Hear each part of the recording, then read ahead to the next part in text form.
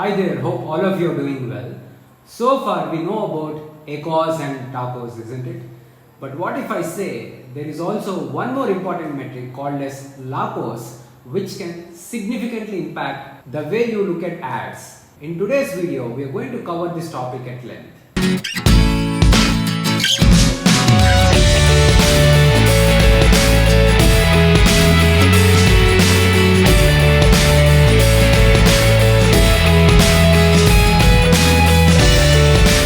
Alright guys, let me try to explain this with a simple example. Let's assume we are selling a product which is of worth $100. That means my sale price is $100.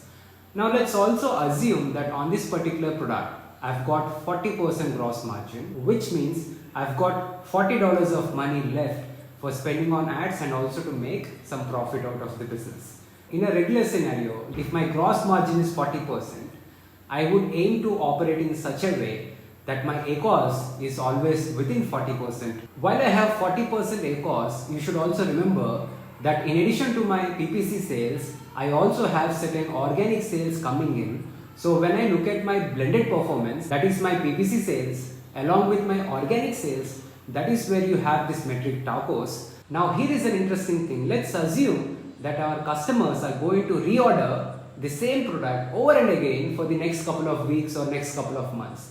In this scenario, what's going to happen is that you have much more money to spend in order to acquire the customer, and I'll tell you why. In the first order, let's assume it is just a single order, no repeat purchases. You have got a gross margin of 40%, so you can spend any money as long as it is under $40, you're good because you're not losing any money. In the second scenario, you have the same customer coming back to you and purchasing the same product. And when they are doing it at the second instance, you are not spending any money on ads. As in, if your gross margin is $40, if you are trying to sell the same product to the same customer after a couple of weeks, now from there you will make another $40, which means you have got $80 of money, right? You can afford to spend $80 of money in order to acquire that customer, and that is going to be a massive leverage. Now I'll show you where exactly you should look at your numbers within your Seller Central to understand what is your repeat customer purchase rate. If we closely look into the screen, I have few sections here. I'm specifically focusing on my performance for the last quarter or quarter 2. The first thing that I see here is total number of orders. I see during the quarter 2, in total I've sold around 6,184 units. And I can see a section which says repeat ordered product sales, as in how much revenue did I generate from repeat orders. In this scenario, it's around $6,331. And in the next section, I also see how many repeat orders did I get in Q2. In this scenario, I've got around 168 repeat orders in Q2. Few interesting data points in here.